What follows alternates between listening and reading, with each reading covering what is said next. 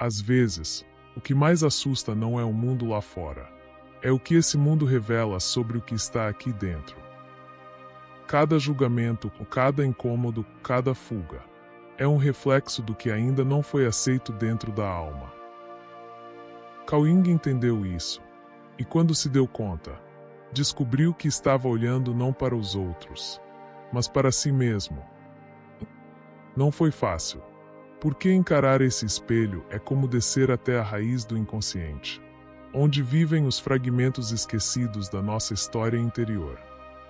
E é sobre isso que vamos falar neste vídeo, não com respostas prontas, mas com o mapa simbólico que Jung nos deixou, para atravessar as sombras e, enfim, voltar para casa. Carl Jung percebeu que tudo aquilo que evitamos no mundo vive em algum lugar silencioso dentro de nós. A crítica que fazemos ao outro, a rejeição que sentimos, o incômodo diante de certos comportamentos, nem sempre falam do outro. Falam do que ainda não foi iluminado aqui dentro. Hoje, vamos mergulhar nessa ideia profunda, explorar como a projeção, a sombra e o caminho da individuação nos convidam a uma transformação real, não apenas psicológica, mas existencial. Um processo que começa onde quase ninguém quer olhar, naquilo que evitamos. E para entender como tudo isso funciona, precisamos começar com o primeiro reflexo, a projeção. Esse mecanismo invisível que nos faz enxergar fora. Tudo começa com uma pergunta silenciosa. Por que certas atitudes nos irritam tanto em outras pessoas? Jung observou algo profundo, que muitas vezes aquilo que mais rejeitamos nos outros é justamente aquilo que ainda não reconhecemos em nós. Essa é a base do que ele chamou de projeção psíquica, um mecanismo inconsciente, onde o conteúdo interno é expulso da consciência e depositado no mundo exterior. Não conseguimos ver que estamos lidando com nós mesmos. A raiva, o incômodo, a intolerância são sinais. Sinais de que há algo dentro de nós que foi reprimido, esquecido, negado. E como não conseguimos olhar para isso diretamente, jogamos nos outros. É por isso que Jung dizia: tudo o que nos irrita nos outros pode nos levar a uma melhor compreensão de nós mesmos. Imagine alguém que critica obsessivamente a arrogância. Talvez essa pessoa tenha, dentro de si, um desejo secreto de se afirmar. Algo que foi sufocado pela necessidade de ser aceito. A crítica, nesse caso, revela a sombra. Revela a parte que quer ser vista, mas que não encontra permissão para emergir conscientemente. E isso acontece todos os dias. No trânsito, nas redes sociais, nas conversas mais triviais. O mundo se torna palco, e as pessoas, atores de um drama que começa aqui dentro. Quando não reconhecemos isso, reagimos, julgamos, nos afastamos, mas quando percebemos, algo muda. O incômodo vira espelho, e o outro, por mais difícil que seja, se torna mensageiro de um conteúdo inconsciente, uma parte perdida da nossa totalidade. E esse é o primeiro passo do processo de individuação. Reconhecer que o mundo exterior não é apenas um cenário, mas uma chave simbólica para nosso mundo interior. E ao reconhecer a projeção, surge uma nova pergunta. Se tanto do que vejo no mundo está dentro de mim, então o que, exatamente, estou evitando olhar? É aí que surge uma figura poderosa, misteriosa, que vive escondida por trás das máscaras do ego. A sombra, o que foi exilado dentro de nós. Se a projeção mostra o que ainda não conseguimos ver, a sombra revela o que já vimos, e escolhemos esquecer. Jung descreveu a sombra como o conjunto de aspectos da personalidade que o ego não reconhece em si mesmo. Em outras palavras, ela é tudo aquilo que fomos ensinados a negar. Desde cedo, aprendemos a mostrar só aquilo que agrada, que é aceito, que parece certo. A parte alegre, educada, obediente. Mas a raiva, a inveja, a sensualidade, o orgulho. Esses aspectos foram empurrados para o porão da psique. Não deixaram de existir, apenas foram escondidos. E é nesse esconderijo interno que nasce o que Jung chamou de sombra. Ela não é má, como muitos pensam. Ela é apenas não reconhecida. E por isso, atua de forma inconsciente. Quando não olhamos para a sombra, ela age por trás de nossas palavras, de nossas decisões, de nossos relacionamentos. Nos faz explodir sem motivo, ou sabotar aquilo que mais queremos. Mas quando ganhamos coragem de olhar para ela, descobrimos que a sombra guarda não só traumas, mas também tesouros esquecidos. A espontaneidade, a força, o desejo, a criatividade bruta, a intensidade da alma. Tudo isso também pode estar na sombra. Jung dizia: encontrar a própria sombra é uma experiência sombria, mas é o início da iluminação. Reconhecer a sombra é como acender uma lanterna na floresta. O caminho continua escuro, mas ao menos sabemos onde estamos pisando. E isso muda tudo, porque uma vez que aceitamos a presença da sombra, ela deixa de nos controlar por trás dos panos e começa, lentamente, a se integrar à consciência. E aqui, o processo de individuação se aprofunda, porque ao integrar o que foi negado, nos tornamos mais inteiros, mais autênticos, mais humanos. Mas o que acontece quando essa sombra começa a emergir com força, em sonhos, visões e símbolos arquetípicos? Foi aí que Jung percebeu que algo muito maior estava vindo à tona, e decidiu registrar tudo isso, em um livro que ele guardaria em segredo por 50 anos. Esse livro se tornou o testemunho do seu mergulho mais profundo. Não era apenas teoria. Era vivência. Era confronto direto com o invisível. O livro vermelho. O encontro com o inconsciente.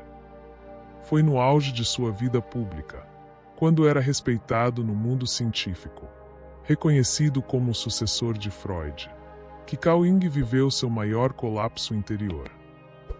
Não foi um colapso mental, foi uma descida voluntária ao inconsciente.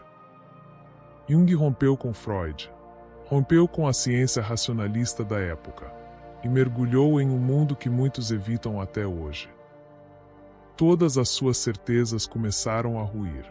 E foi ali, no silêncio da alma, que ele começou a ouvir vozes simbólicas, ver imagens arquetípicas e dialogar com figuras misteriosas que vinham de dentro.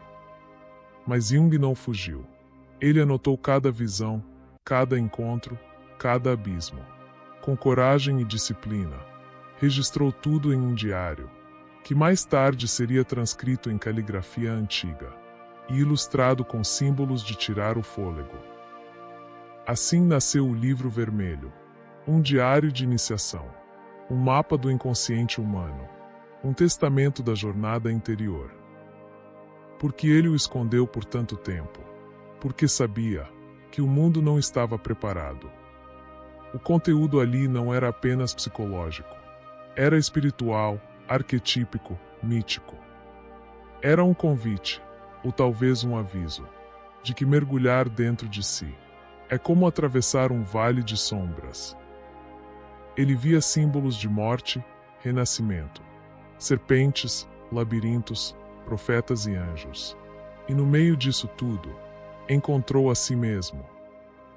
Foi quando escreveu: quem olha para fora, sonha. Quem olha para dentro, desperta.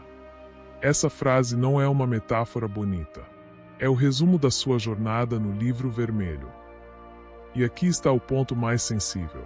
Jung não escreveu esse livro para o mundo. Ele escreveu para salvar a própria alma. E ao fazer isso, traçou um caminho para todos nós. Para que um dia, quando estivermos prontos, também possamos descer. Mas como descer com consciência? Como lidar com as forças que emergem do inconsciente?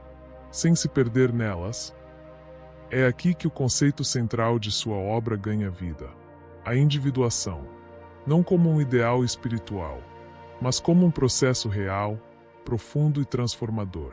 Um caminho onde cada encontro com a sombra, cada imagem do inconsciente, nos aproxima de algo maior, de quem realmente somos. A jornada do inconsciente não termina no encontro com a sombra. Ela se desdobra no processo que Jung chamou de individuação. Individuação não é apenas se conhecer. É tornar-se inteiro, reunir as partes dispersas da alma, que vivem divididas entre luz e sombra, consciência e inconsciente, ego e self.